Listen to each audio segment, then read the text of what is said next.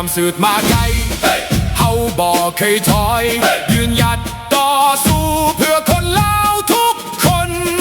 จากผู้สูงลงหาลำคงทุกตารางแผ่นดินเฮาสิหักษาไว้เฮาเป็นทหารของสลาวยิ่งให้ป้องกันแผ่นดินนี้ด้วยชีวิตและจิตใจและสร้างห่มเขาสิอยู่คู่เฮาไปรวมพลังเอาไว้เพื่อสลาวเฮืองหุ่ม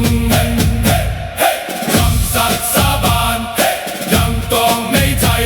เกิดเป็นลูกผู้ชายต้องหักษายิ่งให้ถึงสิลำบากหรือมีน้ำตาก็สิยืนหยัดไว้เพื่อลาวของเฮาเฮาเป็นทหารของชาติลาวยิ่งให้ป้องกันแผ่นดินนี้ด้วยชีวิตและจิตใจล้านสร้างห่มเขาสิอยู่คู่เฮาไปความพลังเอาไว้เพื่อชาติลาวเฮืองหุ่มเขาเดินไปพร้อมกันทหารลาวเว้นไปยอมไปหูใด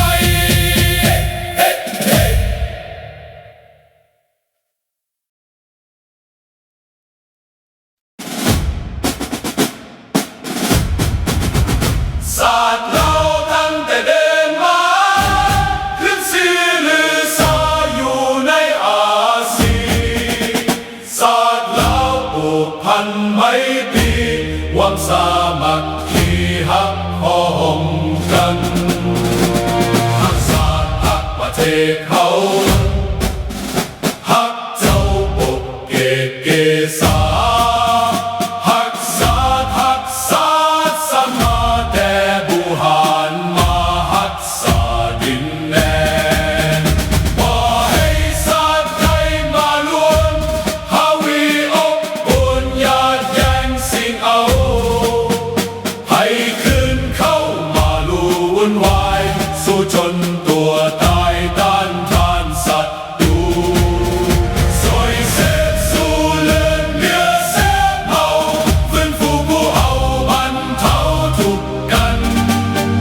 ฮักศาสตร์ฮักศาสนาแต่โบราณมาฮักษาดินแดน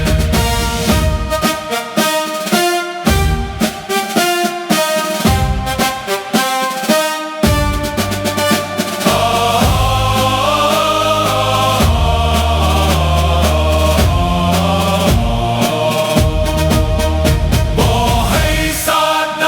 มาล้วนฮาวีลบกวนญาติแย่งสิ่งเอาให้คืนเข้ามาลู่วุ่นวายสู้จนตัวตายต้านทานศัตรูสวยเสพสู้เลือดเนื้อเสือเผาไฟฟูคู่เอาบรรเทาทุกข์กันสวยเสพสู้เลือดเนื้อเสือเผา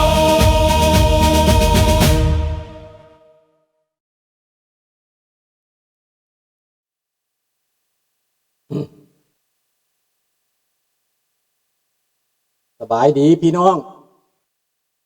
ลูกหลานคนลาวคนไทยอยู่ใส่กันแล้วแต่ที่หอมเสรีภาพและประชาธิปไตยทุกท่านพี่น้องยินดีต้อนรับทุกท่านเข้าสู่รายการเสียงประชาชนลาว Voice of the Lao People Welcome to everyone Bienvenue à tous et à tous สวัสดีครับสบายดีพี่น้อง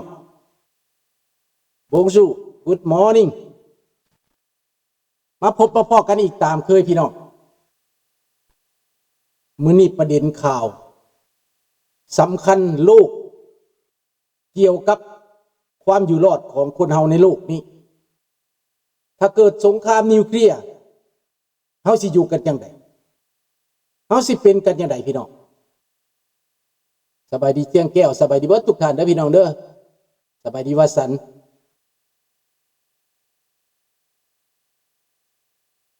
ในโลกปัจจุบันนี้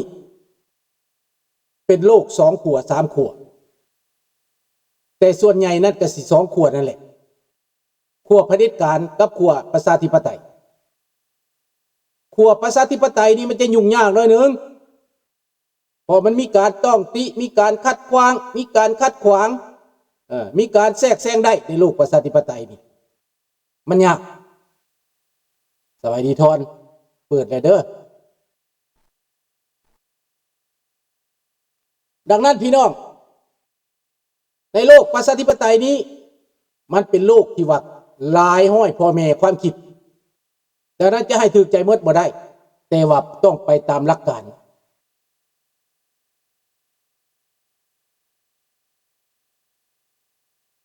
ตายสถานเดียวดิครับประสัตบ่ตายถ้าเฮาอยู่เป็นบ่ตายถ้าเฮาอยู่บ่เป็นตายพี่น้องสมมุติโลกเขาประเสริฐกันสบายดีคำพรโลกเขาประเสริฐกันในปัจจุบันนี้เส้นตัวอย่างญี่ปุ่นกับจีนประเสริฐกันอเมริกากับจีนประเสริฐกันนะ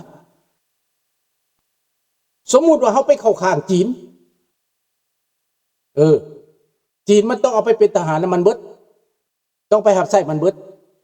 ต้องตายแทนมันเบิดพี่น้องแต่ยังเขาเข้าข้างอเมริกาเขาบ่ได้ใส่เขาไปเป็นหลบดอกเห็นบ่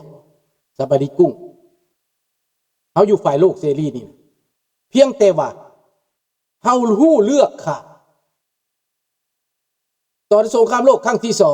2เขาก็เห็นแล้วว่ามันเกิดยังขึ้นอยู่ในยุโรปข่าวนั้นโหดได้เหี้ยมได้แต่บ่ได้ใส่นิวเคลียร์บาดใส่นิวเคลียร์มันใส่อยู่ญี่ปุ่นครั้งนี้มันกำลังจะเกิดนี่มันจะเกิดแนวใดมันจะเกิดย้อนรัสเซียบ่ยอมยังปลุกปั่นอิหร่านต่อไปยังปลุกปั่นเกาหลีเหนือต่อไปจีนกับรัสเซียนั้นยังปลุกปั่นกันต่อไปนี่แล้วซอเข้าว่ารัสเซียนี้ไปบ่รอดโอเครัสเซียได้กาแฟน้อยหนึ่งในเมื่อว่ารัสเซียเสียเปรียบเสียให้ยูเครนในตอนนี้ยูเครนเขาไปทำลายกับตัวมอสโกแล้วทำลายขัวทำลายปั๊มน้ำมันสางน้ำมันโรงงานผลิตน้ำมันโรงงานผลิตอาวุธโรงงานผลิตเซมิคอนดักเตอร์รัสเซียเสียหายนักในตอนนี้ถ้าสิยอมจำนนถ้าสิเจรจาปูตินอยู่บ่ได้ประชาชนจะบ่อภัยเพราะว่าได้ปูตินได้บอกว่าจะเสียงน้องหน่อยหนึ่งเด้อพอเด็กน้อยบ่ได้ไปโรงเรียนมื้อนี้เขาพักว่ากั้งแล้วเขาพักแล้วมื้อนี้วันที่24เป็นบุญเกเบกบอนเฟสเซงจังเด้อมื้อนี้เฟสเกเบกมื้อนี้วันของเกเบกวันของแขวงเกเบกมื้อนี้พักผ่อนเดี๋ยวจะไปอาบน้ำบ้านหลานเขยเพิ่นเฮ็ดบาร์บีคิวเซิร์นบาร์บีคิวปิ้งบาร์บีคิวปิ้งสินงัวจ้ำเจียวบีมาเด้อเบียร์ให้นี่เก้นน้ำกันนิดหน่อยก่อนสิอาบน้ำแดดดีมื้อนี้เนาะจะหน่อยจะพาลูกหลานไปอาบน้ำเขาหาวอยู่หั่นน่ะเขาหาวอยู่สิได้ไปอาบน้ำก็บ้านหลานเคยมีปีซินมันเซิ่นทุกปีดอกหลานเคยหลานสาวเนาะไปอาบน้ำไปพบพ่อครอบครัววันครอบครัวสั่นไปมื้อนี้วันกิเบกนี่ก็ไปพบพ่อกันดังนั้นพี่น้องเรื่องที่ว่านายโปตินในตอนนี้เสี่ยงที่สุดเพราะว่ามันจนตาแจ๋มาจนตอกแหละในการทำสงครามว่าจะทำสงครามสายฟ้าแลบจะทำสงครามแบบหยุด2 อาทิตย์จบแม่นแหละคนเชียงสร้างเดินน้องรัตวรไปบาร์บีคิวกันมาเด้อจ้ำเจียวบีกันเด้อ เห็ดเจียวบีแซ่บแซ่บเลยแล้วก็พี่น้องในเมื่อว่ารัสเซียนี่ถอยบ่ได้เพราะว่าได้เว้ากับประชาชนตัวเองว่าสงครามสายฟ้าแลบจบไวแล้วไวแต่กลับกลายไปเป็นสงครามใหญ่รัสเซียต้องมีผลกระทบอย่างนักตายไปแล้วเป็นล้านบาดเจ็บเป็นแสนนี่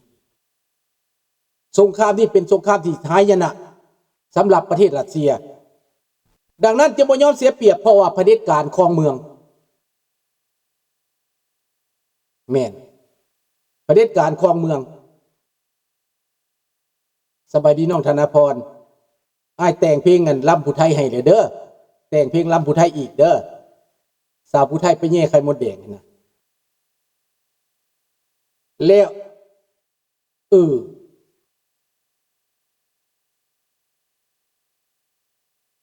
สบายดีพิทักษ์ในเมื่อว่ารัสเซียนี่เว้าแบบนั้นเนาะเว้าแบบว่าจะเอาชนะไวที่สุดสบายดีชนวัฒน์สบายดีจันทวีเด้อสุดท้ายพี่น้องมันแก่ยาวมาถึง 4-5 ปีรถทางรัสเซียจนบ่มีต้องไปเป็นซากเศษเล็กในประเทศยูเครนทหารรัสเซียตายในยูเครนนั้นที่หาซากศพบ่ได้นั้นตั้งหลวงลายแพ่มากเขาบ่เก็บซากศพเขาแจ้งว่าหายสาบสูญ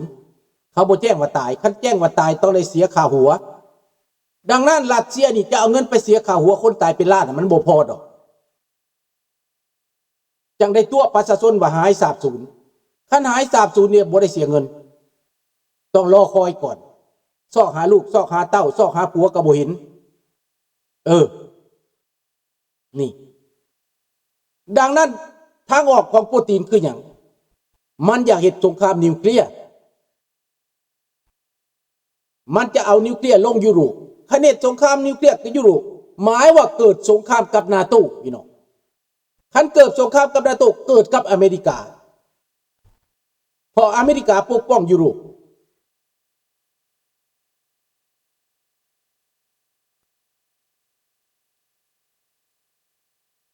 รัสเซียเสียหายหนักแม่แล้วในเมื่ออเมริกาปกป้องยุโรปประเสริฐหน้าอเมริกากับรัสเซีย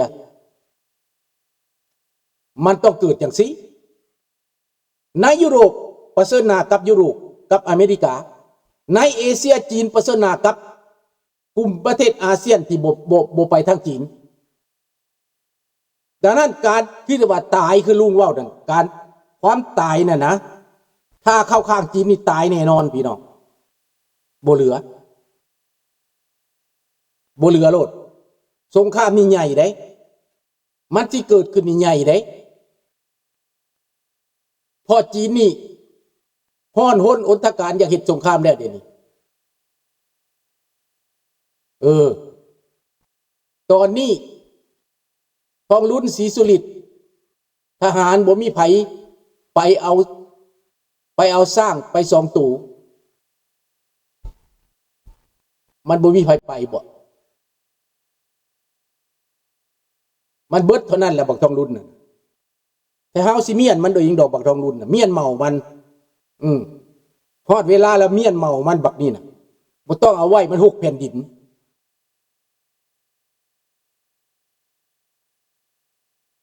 ฮอดเวลามันจะเห็นประชาชนเห็นมันจะได้ฮู้จักรสชาติของประชาชนดอกลุงข่าวไทยว่าอเมริกาแพ้ลาวบ่มีทางลงบอกซ่องไทยแม่ลุงบอกเขาก็บ่เชื่อดอกเพราะว่าเขาถูกซื้อจ้างเนาะให้เขาปีนไปโลดเนาะเขาสิอายเองเด้อนะเขาสิอายเองเด้อ